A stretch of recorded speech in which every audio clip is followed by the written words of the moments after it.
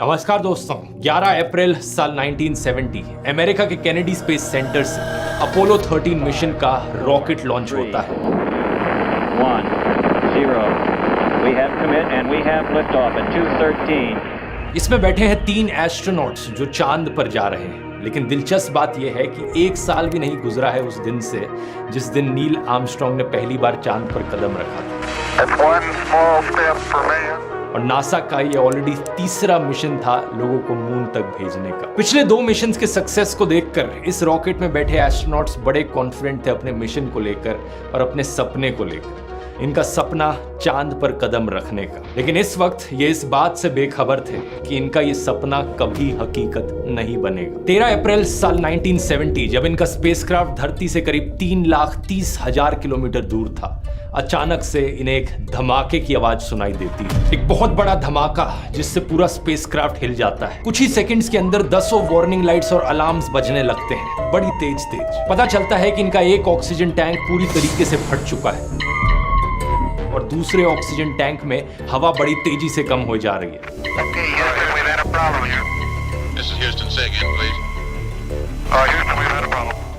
धरती पर बैठे मिशन कंट्रोल को यकीन नहीं होता। उन्हें लगता है कि इंस्ट्रूमेंट्स खराब होंगे, लेकिन स्पेसक्राफ्ट में बैठे एस्ट्रोनॉट उन्हें देखकर बताते हैं कि उन्हें खिड़की से दिख रहा है ये हवा लीक होए जा रही है। दूसरी तरफ इन्हें दिखता है कि इस धमाके की वजह से ये स्पेसक्राफ्ट अपने रास्ते से इतना भटक गया है कि हर सेकंड ये धरती से किलोमीटर दूर जा रहा है। कुछ ही घंटों बाद अपोलो 13 में बैठे एस्ट्रोनॉट्स धरती से इतनी दूर है कि एक नया रिकॉर्ड बन जाता है। आज के दिन तक कोई भी इंसान धरती से इतना दूर नहीं गया है जितने ये 3 एस्ट्रोनॉट्स गए अपोलो 13 के मिशन के दौरान। चांद पर लैंड करना तो छोड़ो, अब सवाल इस बात का है कि क्या ये जिंदा धरती पर वापस लौटकर आ भी सकते हैं। ये है अपोलो 13 की दिल दहला देने वाली कहानी। Carbon dioxide levels in the lunar module rising. The main heat shield was not designed to operate in free space for extended periods of time. The crew were beginning to suffer. It was a dire state. It was a real emergency situation. साल 1961 में American president John F Kennedy ने दुनिया के सामने वादा किया था कि वो दशक खत्म होने से पहले इंसानों को चांद तक पहुंचा देंगे।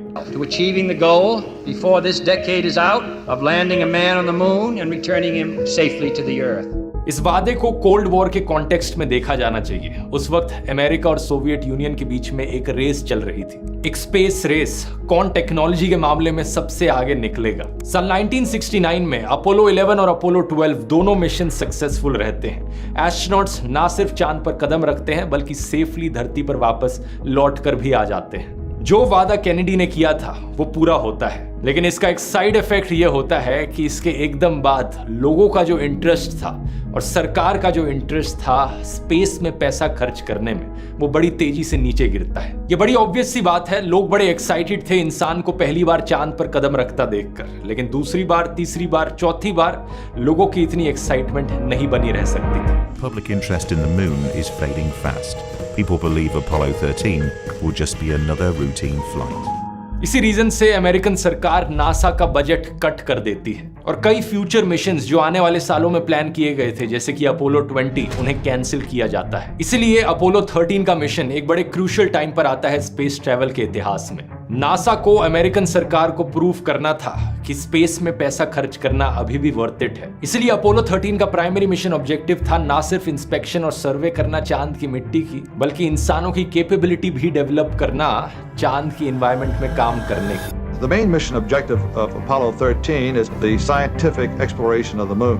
We hope to find out a lot about the origin of the moon and from that the origin of our own planet the Earth. Apollo 13 के स्पेसक्राफ्ट का डिजाइन वैसा ही था जैसे पिछले स्पेस मिशंस का रहा था। मेनली 4 मेन कंपोनेंट्स थे: command module, service module, lunar module और लॉन्च एस्केप सिस्टम। इस स्पेसक्राफ्ट को एक सैटर्न वी रॉकेट पर रखकर लॉन्च किया गया। तीनों एस्ट्रोनॉट्स बैठे थे कमांड मॉड्यूल में जो कि स्पेसक्राफ्ट का मेन हिस्सा है, लेकिन बहुत ही छोटा सा हिस्सा है। कमांड मॉड्यूल सिर्फ ये कोन शेप है जो सिर्फ 11 फीट लंबी है और जिसका 13 फीट का डायमीटर है। सारे instrument panels, navigation gear, radios, life support system और छोटे मोटे इंजन सब इस कमांड मॉड्यूल के अंदर थे। दूसरा सबसे इंपॉर्टेंट हिस्सा है सर्विस मॉड्यूल, जिसमें ज्यादातर ऑक्सीजन थी एस्ट्रोनॉट्स के लिए। इसमें भी छोटे मोटे इंजन थे और फ्यूल सेल्स भी थे बिजली जनरेट करने के लिए। कमांड और सर्विस मॉड्यूल को अक्सर एक साथ जोड़कर कमांड एंड सर्विस मॉड्यूल बुलाया जाता है, या CSM शॉर्ट फॉर्म। पूरे मिशन के दौरान ये एक साथ जुड़े हुए रहते हैं अंटिल जब एस्ट्रोनॉट्स धरती पर वापस लौट रहे होते हैं, और धरती की ओर री एंट्री के वक्त ये एक दूसरे से सेपरेट होते हैं सिर्फ। तीसरा हिस्सा लूनर मॉड्यूल, जिसका काम एक्चुअली में चांद पर उतर कर जाना, और जब चांद पर काम पूरा हो जाए तो वापस जाकर CSM मॉड्यूल से अटैच हो जाना। चौथा हिस्सा लॉन्च एस्केप सिस्टम मिशन के लिए इतना इंपॉर्टेंट नहीं है। इसका काम है सिर्फ लॉन्च के वक्त अगर कोई हादसा हो जाए तो एस्ट्रोनॉट्स को बचाना। ये कुछ इस तरीके से काम करता है। अगर रॉकेट लॉन्च के दौरान कोई हादसा हो जाता है, आग लग जाती है, तो एस्ट्रोनॉट्स को ये सेफली इजेक्ट कर देता है, उस जगह से दूर ले जाता है। इस वीडियो में आप देख सकते हैं जहां पर इस अबॉर्ट सिस्टम को टेस्ट किया जा रहा है। लेकिन अगर लॉन्च में सब कुछ सही जाता है तो इस LES की आगे जरूरत नहीं होती और इसे इजेक्ट करके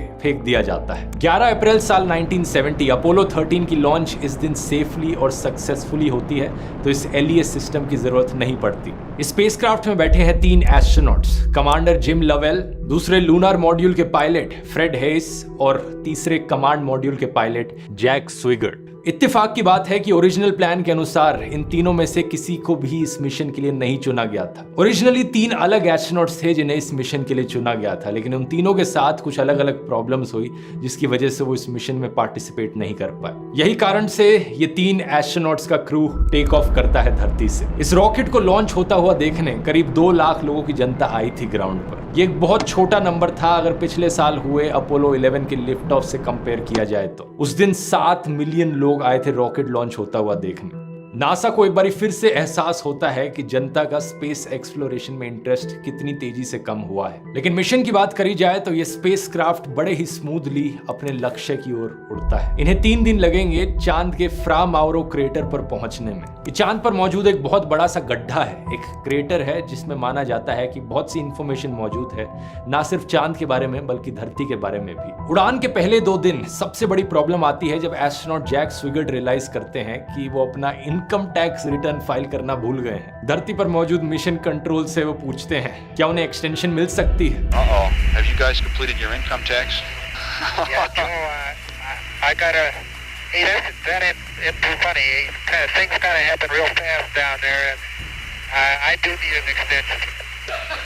I didn't get mine filed. I'm really serious. वहां हंसते हंसते उन्हें जवाब मिलता है कि मिल सकती है 60 डे की एक्सटेंशन उन्हें। इस कॉन्वर्सेशन से पता चलता है कि सब कुछ सही जा रहा था। पहले 2 दिन किसी भी तरीके की अड़चने नहीं आई मिशन में। मिशन के 46 आवर्स 43 मिनट्स पर कैप्सूल कम्युनिकेटर जो ड्यूटी पर थे उस वक्त वो कहते हैं कि स्पेसक्राफ्ट बहुत ही अच्छी शेप में है और हम यहाँ बैठे बैठे बोर हो रहे हैं। This Apollo Control at 46 hours, 43 minutes. Spacecraft's in real good shape as far as we're concerned, Jim. We're bored to tears down here. चीजें इतनी स्मूथली चल रही थी कि लोग बोर हो रहे थे। वैसे सुनकर आपको बहुत अजीब लगेगा, लेकिन अपने आप को इंटेंशनली बोर होने का समय देना एक बहुत ही अच्छी चीज है मेरी राय में। मेरा मानना है कि अगर आपको अपनी प्रोडक्टिविटी और क्रिएटिविटी को मैक्सिमाइज करना है तो दिन में कुछ समय आपको खाली छोड़ना पड़ेगा। खाली समय जहां पर आप लिटरली कुछ नहीं कर रहे, बस बोर हो रहे हो। ये चीज माइंड को रिलैक्स करने के लिए बहुत ही जरूरी है, स्पेशली आज के जमाने में कि 5 सेकंड भी कोई आदमी बोर होता है तो आज के दिन वो अपना फोन निकालकर स्क्रॉल करने लग जाता है। यही एक बड़ा राज है कि मैं अपना टाइम इतनी एफिशिएंटली कैसे मैनेज कर पाता हूं और इतने सारे वीडियोस आपको कंसिस्टेंटली दे पाता हूं, वो भी कंटिन्यूअसली ट्रैवल करते करते।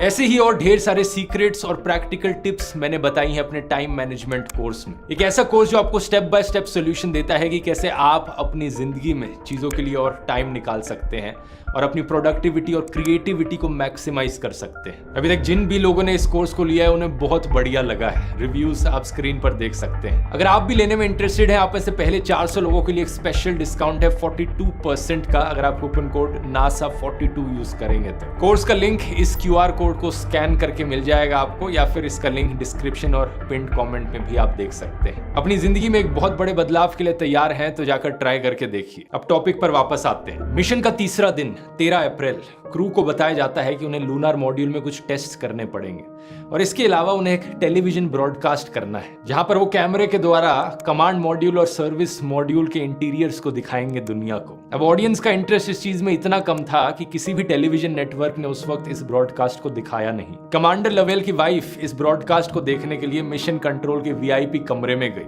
ये टीवी ब्रॉडकास्ट खत्म होने के करीब 6.5 मिनट बाद धरती पर बैठे फ्लाइट कंट्रोलर्स एस्ट्रोनॉट स्विगर्ट को कहते हैं कि ऑक्सीजन लेवल वो एक बार जाकर चेक करें। इसमें कुछ अनयूजुअल नहीं था, ये बस एक रूटीन चेक था सर्विस मॉड्यूल में मौजूद ऑक्सीजन टैंक्स का। और जैसे ही ये चेक हो रहा था अचानक से एक बहुत बड़ा धमाका होता है। ढेरों वार्निंग लाइट्स और अलार्म्स बजने लग जाते हैं। जैसा मैंने वीडियो के शुरू में बताया था, स्पेसक्राफ्ट में बैठे एस्ट्रोनॉट्स को एक बड़ा झटका भी लगता है। कमांडर लवेल मिशन कंट्रोल को संपर्क करके कहते हैं, Houston, we have had a problem. पता चलता है ऑक्सीजन का एक टैंक पूरी तरीके से खत्म हो चुका है और दूसरे टैंक में ऑक्सीजन बड़ी तेजी से नीचे गिर रही है। धरती पर बैठे मिशन कंट्रोल को पहले लगा था कि ये इंस्ट्रूमेंट्स गलत दिखा रहे होंगे, लेकिन यही सच्चाई होती है। सभी लोगों को अर्जेंटली एक्शन लेने की जरूरत थी अगर इन एस्ट्रोनॉट्स की जान को बचाना था तो। जो टीवी चैनल्स इस मिशन को बोरिंग बताकर खबरों में नहीं दिखा रहे थे, अब अचानक से ये न्यूज हेडलाइन बन जाती है। Apollo 13 to the moon is in serious jeopardy this morning and is not going to make a moon landing. Spacecraft में मौजूद ऑक्सीजन टैंक्स स्फीयर शेप के थे जिनमें ऑक्सीजन को लिक्विड फॉर्म में स्टोर किया जाता था। इनके सेंटर में एक हीटर लगा हुआ था जिससे इस लिक्विड ऑक्सीजन को गैस में कन्वर्ट करते थे। और अपोलो 13 पर सर्विस मॉड्यूल में ऐसे 2 टैंक लगे थे ऑक्सीजन के। ये जो टैंक नंबर 2 था, इसे ओरिजिनली अपोलो 10 में इंस्टॉल किया गया था, लेकिन वहां से मॉडिफिकेशन के लिए हटा दिया गया था और एक माइनर एक्सीडेंट हुआ था इसको लेकर। गलती से ये नीचे गिर जाता है रिपेयरिंग के वक्त और डैमेज हो जाता है। इसके अंदर की जो एक ट्यूब थी वो डैमेज हो गई थी और इंस्पेक्शन के वक्त किसी ने उसे देखा नहीं था। इसकी टेस्टिंग करते वक्त लोगों ने नोटिस किया था कि ये टैंक पूरा खाली नहीं होता था, तो बची कुची ऑक्सीजन को पूरा खत्म करने के लिए यहाँ पर हीटर्स का इस्तेमाल किया जाता था ताकि उसे पूरा बॉयल ऑफ कर दिया जाए। बाद में हमें पता चलता है यहाँ अंदर लगाया गया जो थर्मोमीटर था वो मैक्सिमम 30 डिग्री सेल्सियस तक टेम्परेचर दिखा सकता था, लेकिन इस टैंक के अंदर जब ऑक्सीजन को हीट करने के लिए हीटर का इस्तेमाल किया जाता था तो टेम्परेचर 538 डिग्री सेल्सियस तक भी पहुंच जाता था। ये एक्सट्रीम हीटिंग किसी ने नोटिस नहीं करी क्योंकि थर्मोमीटर में दिखती ही नहीं थी। इसी एक्सट्रीम हीटिंग की वजह से इस टैंक के अंदर लगी जो इलेक्ट्रिकल वायर्स थी उनकी इंसुलेशन डैमेज हो गई थी। मिशन के शुरू होने से पहले नासा के मैनेजर्स और इंजीनियर्स ने इस टैंक की जांच पड़ताल करके इस टैंक को अप्रूव किया था, लेकिन वो इस अंदर के डैमेज को देख नहीं पाए थे। और इसी की वजह से अपोलो 13 के मिशन के दौरान जब रूटीन चेक किया जा रहा था इस टैंक का तीसरे दिन पर और उन इलेक्ट्रिक वायर्स की वजह से एक स्पार्क होता है, ये टैंक फट जाता है। चांस की बात थी कि ये टैंक स्पेसक्राफ्ट के बाहर की तरफ लगा हुआ था। अगर ये स्पेसक्राफ्ट के अंदर लगा होता और वहां फटता तो इंस्टेंटली ये सारे एस्ट्रोनॉट्स मारे जाते, लेकिन क्योंकि ये बाहर लगा था तो एक्सप्लोजन बाहर की तरफ हुआ और सर्विस मॉड्यूल में सिर्फ 13 फुट का एक पैनल डैमेज हुआ। इसके अलावा और क्या कुछ डैमेज हुआ था स्पेसक्राफ्ट में, एस्ट्रोनॉट्स इतने श्योर नहीं थे। अब सभी को एक बहुत बड़ा फैसला लेना था, धरती पर वापस लौटने का कौन सा रास्ता लिया जाए। फास्टेस्ट तरीका धरती पर वापस लौटने का था कि स्पेसक्राफ्ट को उल्टा घुमा लिया जाए, लेकिन यह करने के लिए सर्विस मॉड्यूल के मेन इंजन को चलाना पड़ेगा। मेन इंजन जहां पर लोकेटेड था वो जगह काफी करीब थी जहां सीएसएम मॉड्यूल में धमाका हुआ था। कोई नहीं जानता था कि इंजन पर डैमेज हुआ या नहीं हुआ। और दूसरा तरीका वापस लौटने का था धरती पर कि चांद की ओर जाया जाए और चांद के अराउंड सर्कल करके फिर वापस लौटा जाए धरती पर। इसमें सर्विस मॉड्यूल के इंजन को चलाने की जरूरत नहीं पड़ेगी, लेकिन इसमें रिस्क ये था कि 4 से 5 दिन का समय लग जाएगा धरती पर वापस लौटने में। क्या एस्ट्रोनॉट्स के पास इतनी ऑक्सीजन और इतना पानी बचा है? नासा के फ्लाइट डायरेक्टर यहाँ पर दूसरा ऑप्शन चुनते हैं, लंबा रास्ता वापस लिया जाएगा। Okay, here we go. Mid-course correction for free return. And I have your LEM. Astronauts को कहा जाता है कि सीएसएम मॉड्यूल को शट डाउन कर दें वो इमीडिएटली और वापस लौटते समय वो लूनार मॉड्यूल को एक लाइफ बोट की तरह इस्तेमाल करें। ये डिसीजन काफी सेफ ऑप्शन था, लेकिन इसमें भी कई प्रॉब्लम्स थी। लूनार मॉड्यूल को इस तरीके से डिजाइन किया गया था कि उसमें 2 एस्ट्रोनॉट्स बैठ पाएं करीब 20 घंटे के लिए, क्योंकि जैसा मैंने आपको बताया उसका ओरिजिनल पर्पस था चांद पर लैंड करके वापस सीएसएम मॉड्यूल से अटैच हो जाना। लेकिन अब यहाँ पर एक्सपेक्ट किया जा रहा था कि ये 3 लोग बैठेंगे रखेंगे उस लूनार मॉड्यूल के अंदर 4 से 5 दिन तक। लूनार मॉड्यूल के इंजन्स को भी इस तरीके से डिजाइन नहीं किया गया था कि उन्हें बार बार फायर किया जा सके, तो ये भी कई मायनों में बहुत ही रिस्की चीज करी जा रही थी। अपनी सप्लाईज और एनर्जी बचाए रखने के लिए एस्ट्रोनॉट्स को कहा जाता है कि स्पेसक्राफ्ट में मौजूद सारे नॉन एसेंशियल सिस्टम्स को शट डाउन कर दें, इंक्लूडिंग जो हीटर्स लगाए गए हैं उसके अंदर। बिजली बचाना बहुत जरूरी है यहाँ पर। इस प्लान के अनुसार एस्ट्रोनॉट्स लूनार मॉड्यूल में बैठ जाते हैं और पहली बार लूनार मॉड्यूल के इंजन्स को फायर किया जाता है। जब इंजन को चालू किया जाता है तो उसे बर्न कहा जाता है।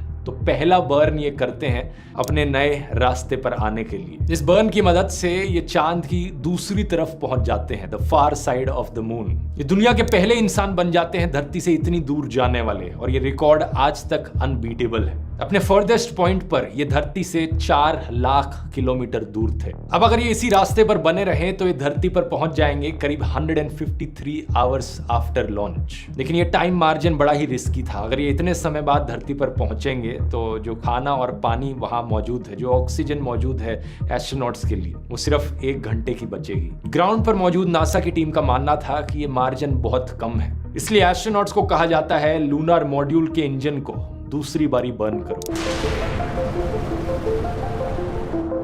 पहले मिशन कंट्रोल में बैठे इंजीनियर्स ने बहुत सारी कैलकुलेशंस करी थी ये पता लगाने के लिए कि लूनार मॉड्यूल का इंजन ये दूसरा बर्न हैंडल कर भी पाएगा या नहीं। ये कैलकुलेशंस सही प्रूव होती हैं जब दूसरा बर्न किया जाता है, जिसकी मदद से 153 आवर्स का फ्लाइट टाइम अब 143 आवर्स पर आ जाता है। 11 घंटे का मार्जिन ऑफ सर्वाइवल। इससे पहले कि एस्ट्रोनॉट्स रिलैक्स होकर बैठ पाए, एक दूसरी बड़ी प्रॉब्लम सामने आती है, कार्बन डाइऑक्साइड की हाई कॉन्सेंट्रेशन। इन स्पेसशिप्स में दोस्तों ऑक्सीजन टैंक्स होने के अलावा कार्बन डाइऑक्साइड को हटाने के लिए लिथियम हाइड्रोक्साइड के कैनिस्टर्स होते हैं। जब एस्ट्रोनॉट्स सांस लेते हैं अंदर ऑक्सीजन, मुंह से कार्बन डाइऑक्साइड निकलती है।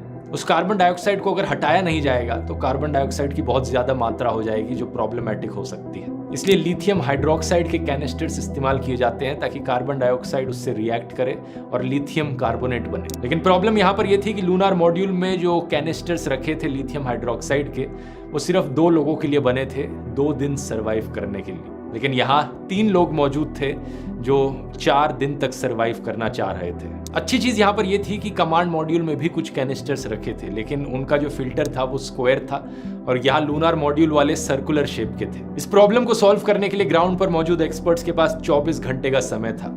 एस्ट्रोनॉट्स स्पेसक्राफ्ट से कम्युनिकेट करके बताते हैं कि उनके आसपास क्या क्या चीजें मौजूद हैं। प्लास्टिक बैग्स, कार्डबोर्ड, कुछ सूट के होजेस, कुछ डक्ट टेप, कुछ ऐसा बनाया जाए जिससे इस प्रॉब्लम का सोल्यूशन निकाला जा सके।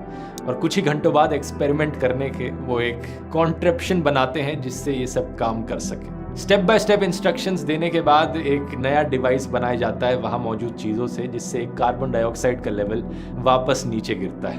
कमांडर लोवेल अपनी किताब लॉस्ट मून में बताते हैं कि the contraption wasn't very handsome but it worked. जो चीज इन्होंने बनाई थी वो कुछ ऐसी दिखती थी। इस पूरे रेस्क्यू मिशन में छोटी से छोटी चीज का ध्यान रखा जा रहा था। एस्ट्रोनॉट्स को इंस्ट्रक्शन दी जाती है कि दिन में एक आदमी 200 मिलीलीटर से ज्यादा पानी ना पिए, क्योंकि अगर ज्यादा पानी ये पिएंगे तो इन्हें यूरिनेट करने की जरूरत पड़ेगी और ऐसे में इनके पेशाब की क्वांटिटी स्पेसशिप की डायरेक्शन बदल सकती थी। इसलिए इतना कम पानी पीकर ये सरवाइव करते रहते हैं। ये 3 एस्ट्रोनॉट्स टोटल में 14 किलो वेट लूज कर देते हैं। एस्ट्रोनॉट हेज को तो एक यूरिनरी ट्रैक्ट इन्फेक्शन भी हो जाता है। 4 दिन बाद जब अपोलो 13 का स्पेसक्राफ्ट वापस धरती की ओर पहुंचता है, एस्ट्रोनॉट्स रियलाइज करते हैं कि एक और बर्न करने की जरूरत पड़ेगी। इनकी कैलकुलेशंस में इन्होंने लैंडर पर मौजूद कूलिंग वेपर को अकाउंट में नहीं लिया था। इसकी वजह से पूरा स्पेसक्राफ्ट रास्ते से भटक रहा था। कमांडर लोवेल एक और बर्न करते हैं लूनार मॉड्यूल का, जिससे स्पेसक्राफ्ट वापस ट्रैक पर आता है। थैंकफुली ये स्पेसक्राफ्ट तीसरे बर्न को भी सहन कर पाता है, इवन दो इस लूनार मॉड्यूल को सिर्फ एक बर्न करने के लिए बनाया गया था। पूरी दुनिया अब दिल थाम के न्यूज चैनल्स को देख रही थी और एस्ट्रोनॉट्स के धरती पर वापस लौटने का इंतजार कर रही थी। एस्ट्रोनॉट के फैमिली मेंबर्स और दोस्त सब साथ में बैठकर टीवी पर इसे होता हुआ देख रहे थे। अब सबसे बड़ा सवाल इस बात का था,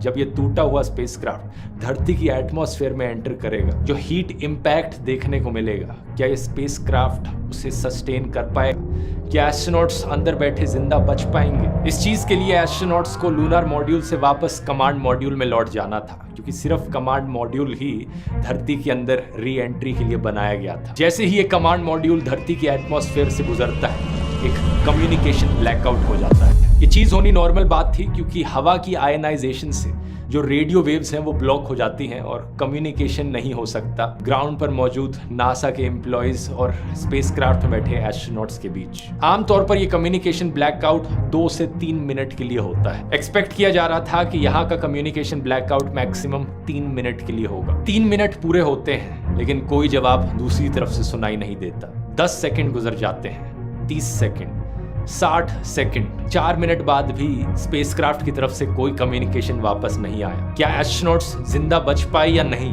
4 मिनट 27 सेकंड बाद फाइनली दूसरी तरफ से कम्युनिकेशन आती है। टेलीविजन पर देख रही जनता की जान में जान आती है। तीनों के तीनों एस्ट्रोनॉट्स जिंदा बच गए हैं। कमांड मॉड्यूल पर पैराशूट डिप्लॉय होता है और वो पैसिफिक ओशन के अंदर धीरे से जाकर गिर जाता है। Teamwork was necessary. Good leadership, initiative, to think outside of the box. When things go wrong, how do we repair them? Those are the 3 things that were absolutely necessary. ये तीनों एस्ट्रोनॉट्स खुशी-खुशी घर वापस लौटते हैं। हालांकि ये मिशन फेल रहा। इन तीनों में से किसी भी एस्ट्रोनॉट ने चांद पर कदम रखा नहीं, लेकिन फिर भी अपोलो 13 का ये मिशन इतिहास के पन्नों में अपनी जगह बना लेता है। अपोलो 13 के इस ऐतिहासिक रेस्क्यू मिशन और एस्ट्रोनॉट्स की बहादुरी को दर्शाते हुए इस पर कई किताबें लिखी जाती हैं और फिल्में बनती हैं। इस इंसिडेंट में इन्वेस्टिगेशन के बाद कई सारे सेफ्टी मेजर्स अडॉप्ट किए जाते हैं नासा के द्वारा, जिससे कि आगे आने वाले फ्यूचर के मिशंस में ऐसा कोई हादसा दोबारा नहीं देखने को मिलता। अपोलो 13 के बाद अपोलो 14, अपोलो 15, अपोलो 16 और अपोलो 17 सारे मिशंस सक्सेसफुल रहते हैं। 7 दिसंबर 1972 अपोलो 17 आखिरी मिशन होता है नासा का अपोलो प्रोग्राम में। इसमें बैठे एस्ट्रोनॉट्स 3 दिन बिताते हैं चांद के सरफेस पर, और यह आखिरी बार था आज के दिन तक जब इंसान चांद पर गए। क्या कारण इसके पीछे? इस सवाल का जवाब आपको मिलेगा मेरे अपोलो 11 वाले वीडियो में। इस वीडियो में मैंने नील आर्मस्ट्रांग के मिशन को डिस्कस किया है, यहां क्लिक करके आप देख सकते हैं। बहुत बहुत धन्यवाद।